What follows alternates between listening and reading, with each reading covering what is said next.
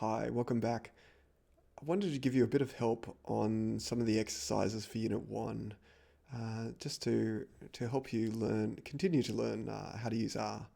So I'm assuming that you've downloaded the data for Unit 1 and that you've also installed R and you've installed RStudio and also watched the introduction to RStudio as well. So let's open up RStudio. And the first thing I usually do is set the working directory, so we can choose directory and set that to wherever you store your data. I'm just putting mine under the root directory under data just to make it easy. And notice it types in the command for us. So if you just save that command, you can always set that root directory to the right place for you. I've also provided you with a list of answers to help us with this. So this will help you out with the scripts. So we're first looking at employee expenses. We can load in the files, and there's two ways to load in the file. We can actually load it in using the user interface itself, using import dataset up here. Load it from a local file, and we want the expense accounts there open, and just leave the name to be the same as the default. And that loads it in here. We can see from here that there's two variables, the employee number and also the expenses for each of that employee. The employee number and the expenses. So you can see the names of each of the variables here. And it's also done a view command so that we can actually see the data up in this panel up here. Okay, so we've got our data imported. If we go back to our account here, I mentioned there's another way you can do it, which is you can just do this by code as well. If you just type in this code or copy and paste that code in and that code in there, it will load it in as well. Now the first thing we'd like to do is to plot a histogram. So you've got the plotting histogram here. We'll just use the hist command to do that. So we'll just copy and paste this in. And you notice, rather than just try to sort of teach you all the commands and bamboozle your mind with it, I'm just really giving you examples so that you can say, oh, I want to plot a histogram. You can just copy and paste it from one of the examples, maybe change a few details in there, and just learn to use R that way. It's much easier. So this command hist means that you're doing a histogram. Okay, you've got the brackets, which has the arguments for that function in it. And that first bit there, expense underscore accounts, that's the name of our data set, and it's called a data frame. It's a big rectangle of data. So that's the name of the data frame. You can see it up here, expense accounts, that's what it's calling. You then put a $sign, which is just a separator, and then it's going to actually call the expense variable up here. So that tells it, look for the expense variable within the expense accounts data frame. Go a comma to separate it, and then we've just got setting the color to be gray, because I'm really creative with my colors. So color is equal to gray. The bin widths, there's some default ones, but we've specified that we want to use the Friedman-Diakonis bin widths for this course, so we're using those. We've got the X label, which is the label on the X-axis is the expense, and on the main label, it's the histogram of employee expenses. So that's what all of those arguments mean. So just hit enter, and here's our histogram.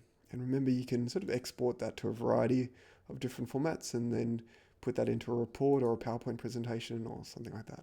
So we've got our histogram of expenses. Now, we've already covered the basic box plot under the introduction, but I wanted to show you, there's a package that you can install which lets us to have a little bit better looking box plots, and especially ones that actually plot the mean in there as well. It's called the Performance Analytics package. Now there's two ways to load a package. The first way is to click on the packages down here and just look for it.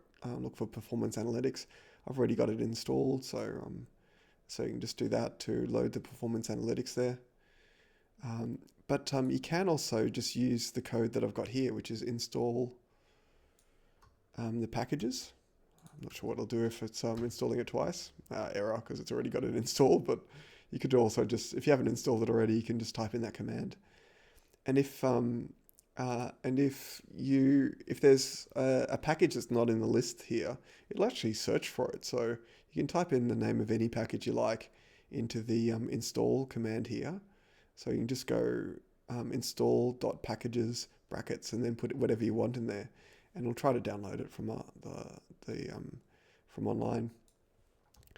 Okay, so normally you need to install the package. The library just really loads it so that it makes sure that the current workspace that you're using is actually got access to that that as well. So I think probably before it already did that for me. So library, here we go up here. You can see library, performance analytics, so it's already loaded it in. So so if we just then copy in this command, this will give us a slightly better box plot than the default one we're looking at. So here we see boxplot, chart.boxplot is the command for the performance analytics one. Again, we're looking at the expense accounts data frame up here. We're calling the expense variable. Our X label is expenses down here, and the main title up here is boxplots of employee expenses. So that's the command there. And you notice this one's a bit better because it will put in the mean as a red circle here, and it's also got outliers in there as well, which the default package won't do, unfortunately. Okay, so we've done a nicer looking box plot of employee expenses. Now, I'm not talking about the answers for each of these exercises. Those are in the separate answers document for the exercises. I'm just going through the script on how to generate the charts and the numbers that you need to go through those questions. Next, let's do some summary statistics. So we'll use the summary command. Again, anything after a hash is a note there just for your reference. So you can put that in if you like, but it doesn't really make any difference. So for the expenses, that gives us the minimum value, the maximum, the median, the mean, and the first and the third quartiles. Remember the idea of quartiles is it sort of lines up all the data from smallest to biggest. It goes a quarter of the way along that line, and what's the number there? And 3/4 of the way through the data, and works out and shows you the number there. So, and the difference between the first quartile and the third quartile is the spread of the middle 50% of the data, called the interquartile range. Okay, so we can actually calculate that interquartile range if we're a bit lazy and don't want to do that manually. So I'm just saying IQR, so it's 194. So it gives us that directly. If we want to calculate the standard deviation, we can do that as well. I'm just using the SD command for standard deviation. It gives us 238. Okay, if we want to do a few calculations, so an expected value, for instance, of 30 times the mean. Okay, we can actually do calculations as well. So notice we've got creating a variable called expected, and I'm just going, it's equal to 30 times, and the way to do it times is asterisk, and then it's 30 times the mean here. Okay, so that does the calculation. Okay, it actually gives us the number there, but if you want to see the number in the actual console, you can just type it there too, and that will give you the number there too. So the expected is $16,590. Now, if you want to do a coefficient of variation, which is the standard deviation divided by the mean, you can just calculate that manually. So I've just gone created a new variable called COV is equal to the standard deviation of the expenses divided by the mean of the expenses, and I've just timed it by 100. Okay, and again, COV to actually get that number out again, 43.14. Okay, so that's coefficient of variation, that's the standard deviation divided by the mean, so it just turns it into a ratio. Now that's the end of everything we need to do for that exercise. So at this stage, we can sort of list our variables. That's the list command, COV, expected expense accounts. It's good to keep a sort of a tidy workspace. So what I'd suggest you do at the end of each sort of exercise or piece of work is to delete all of them. Now you can go through it manually, but here's a really nice shortcut. It's just remove RM brackets. And when you go list is equal to LS brackets, it basically says remove everything. It'd be nice if there was a nice way to do that, but that's the tricky way to do it. So remove brackets everything. Okay, and that's it for, that's all the charts and numbers that we need for that question. Now the next one is for toll booths. So again, we need to load in that data file. I'm going to do that with code this time, just by sort of copying and pasting in these first few lines. Okay, so that loads it in. Okay.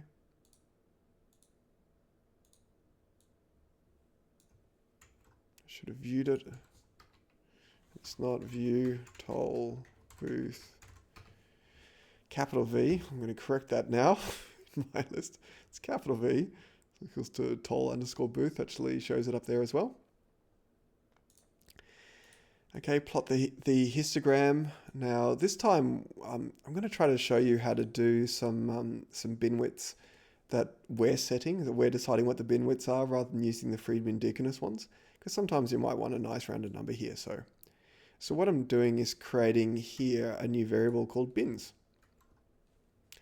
Okay, bins. It's this variable that we're creating, and it's a number sequence. So sec means a number sequence, which starts at 0, finishes at 60, and it increments by 5. Okay, so it'll go 0, 5, 10, 15, 20, you get the idea, all the way up to 60. Okay, so we'll create that. And remember, hash is just a comment, so that won't do anything.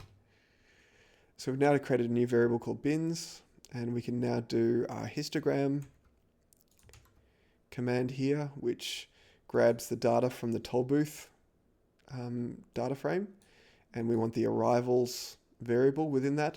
We're doing our creative color of gray. The breaks, rather than using the Friedman-Deaconess, we're using our variable called bins, which we just created, which is 0, 5, 10, 15 and onwards. And we're just labeling the x-axis and the main chart. So let's see what that looks like. Boom.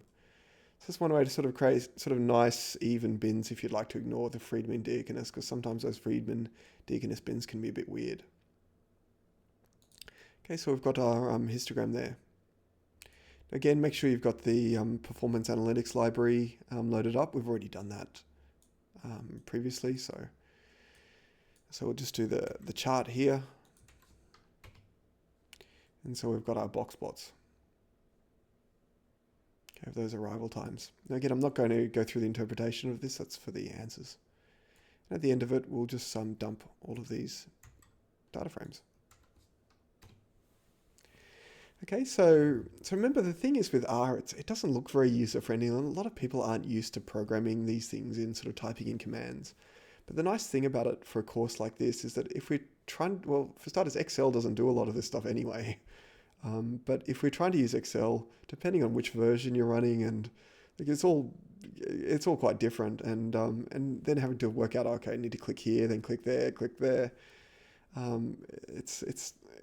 gets a bit of a pain. So the nice thing about this, even though it's not very user-friendly, I can just give you standard scripts, and you can just copy and paste them in. And really, you just learn to use R by just copying someone else's scripts and then just changing bits and pieces here and there to make it do what you want it to do. And I'm giving you the scripts that's necessary to do these exercises. Okay, we've got our cycle world, which is the data that we're using in the example. So we've got that. Okay, that loads it in. We can do view and names. Okay, the view command, which I'll move to capital V, puts up the data up here. The names command just tells us what all the variables are in that file, and we can also see the variables by sort of having a look over here too, by clicking the down arrow there. Okay, so we've got our data up. I'm just going to go back to the code to do our histogram.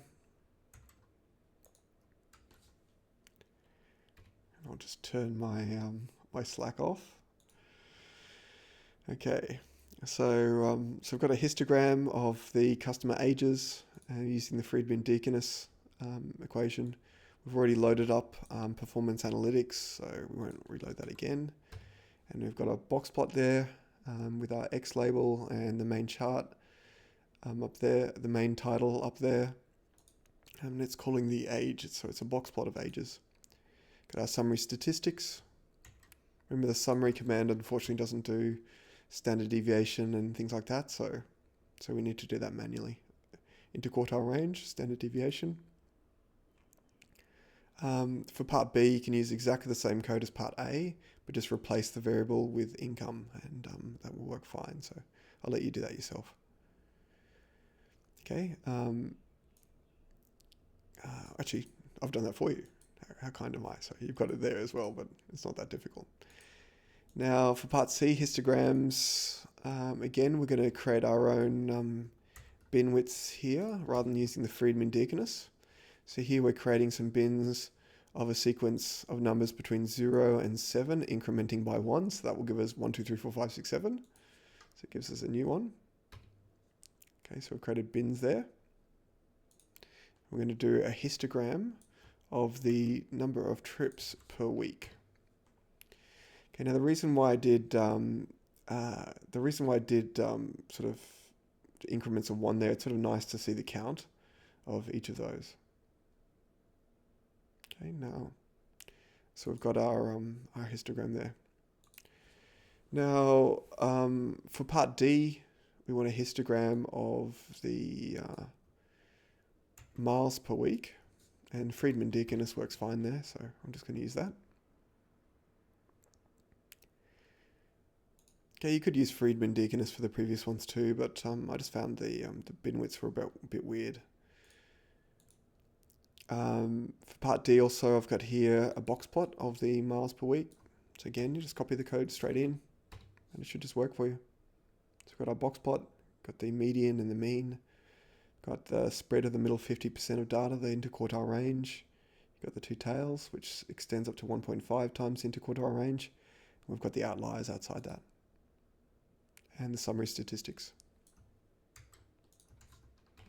So it's really easy. It's a nice thing about this. It's if you've got some sample script here, you can just copy it in, and it just does it. It's actually really fast. And if you ever make a mistake, you can just go back and make some sort of edits to your script and just run it again, and the correct numbers just come out. So while R has a little bit of a steeper learning curve, once you've sort of got some example scripts going, it makes life so much easier. What we're also going to do here is create a new variable, product table. So we'll do that. Now that's actually creating a table of numbers there.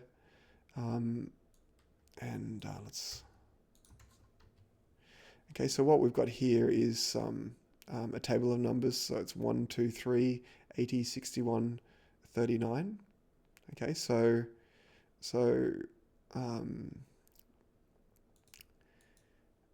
that sort of sets up the data in a table format, and the length command here will give us the total number of observations. There's 180.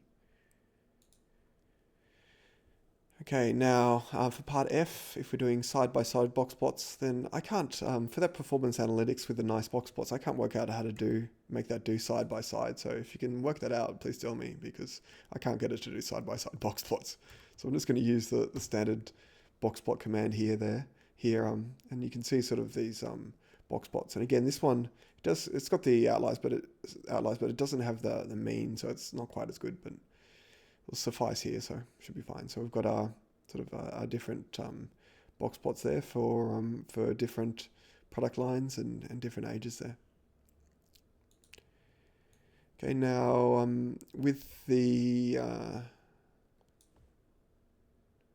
sort of the side-by-side box plots of income, we can sort of put that in there, and we can see side-by-side box plots of incomes.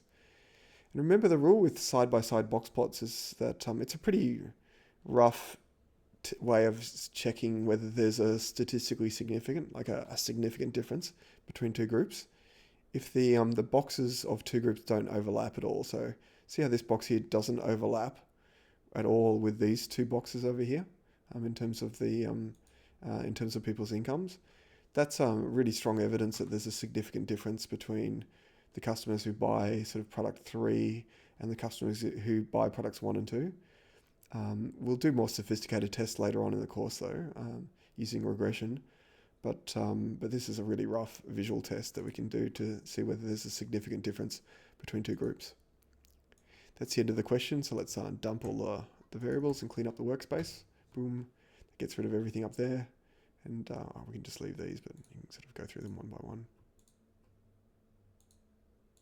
I've got a few in there. I'm sure there's probably some shortcut way to do all of them in one go, but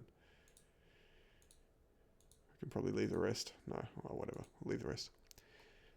We've got supermarket prices here. So again, load in the data into a data frame. The data frame is just a rectangle of numbers. And we've got our key variables there. We can have a look at the data, and it's always a good idea to have a quick look at it with the capital V view command.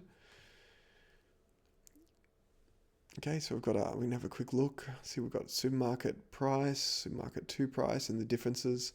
So this is some year-on-year data. This is sort of this is the I think it's the revenue in this one this year, and this is the revenue last year, or the price this year and the price last year. It's a comparison this year and last year, and the difference between it in as a straight sort of one minus the other, that minus that one. So it's the change with year-on-year data.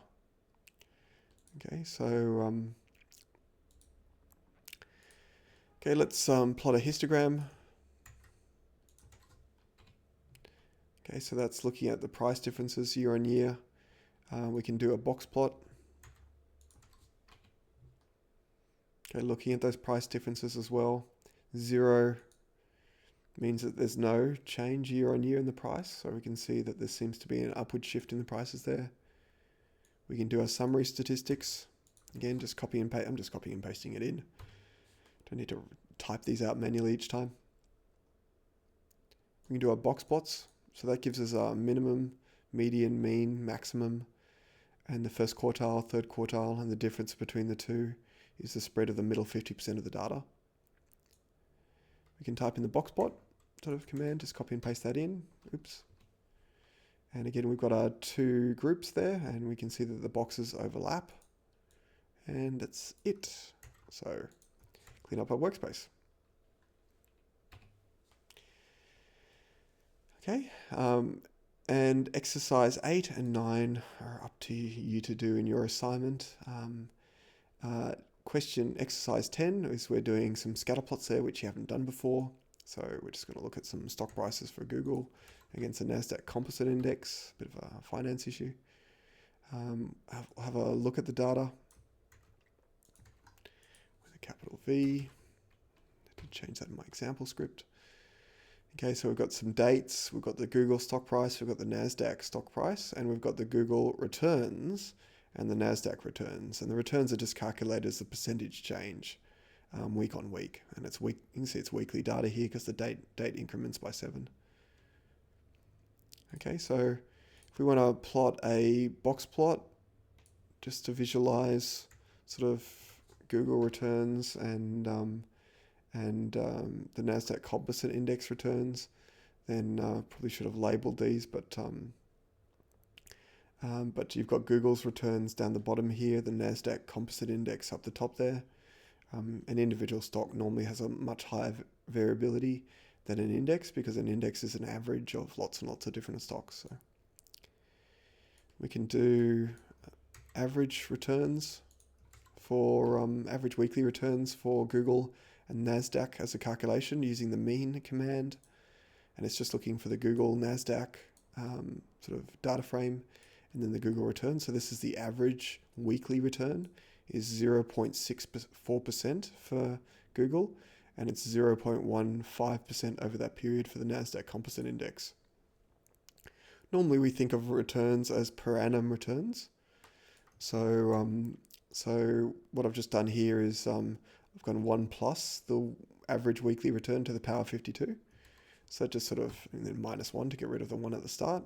So it turns it into a per annum number. If you go 1 plus the average weekly return to the power 52, it's like compound interest. Sort of, if you had a sort of a year full of 52 weeks like that, and you minus 1 to get rid of the 1 at the start. And I've just done here a semicolon here, and then, which is like a line break. It's sort of like, so you can do a separate command, and then I've just printed out the number afterwards. So Google RA gives us our annual returns. So Google's annual return over that period based on annualized average weekly returns is just under 40%. And for the NASDAQ, it's 8.67% there. We can look at the standard deviation as well of weekly returns. So the standard deviation of weekly returns is 5% for Google and 2.9% for the NASDAQ. Again, like an individual stock tends to have higher sort of fluctuations in returns. An index, because of diversification, you'll see in finance, has a lower spread of returns.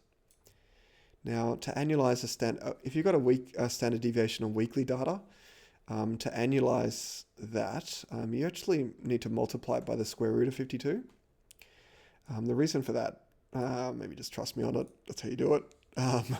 If you're into maths, the reason for that is that if you're combining variances together, then you add them together. So if you're sort of annualizing a variance number, you'd actually multiply it by 52, but standard deviation is the square root of variance. So if you want to annualize a standard deviation number, you multiply it by the square root of 52. Okay, but if you didn't follow what I was just talking about, don't worry. We've got a standard deviation of weekly data. If we want to have it as a per annum number, you multiply the weekly one by the square root of 52. And the way I did a square root of 52 here is I just multiplied it. Remember, asterisk is a multiplication, and it's 52 to the power of a half. Now, you might have forgotten this from maths at school possibly, but if you put any number to the power of a half, that's the same thing as a square root. So that's the way you do a square root. So just do equals. So now what we've done is calculated that the standard deviation of returns on a per annum basis for Google was 36% over that period and 21% for the NASDAQ Composite Index, which is pretty high volatility. That's the nature of stocks, which is why you tend to diversify and invest over the long term. But that's finance rather than data analysis. And we remove all of our variables and objects to clean up our workspace. And that should be pretty much everything that you need for those exercises. So the key thing is, don't get freaked out by R. Use the scripts that I've given to you and just play around with them a bit and try to just learn by doing. It's sort of just follow the examples that I've done, and feel free to start then playing around with things and changing things a bit and learning how to use R that way. Bye for now.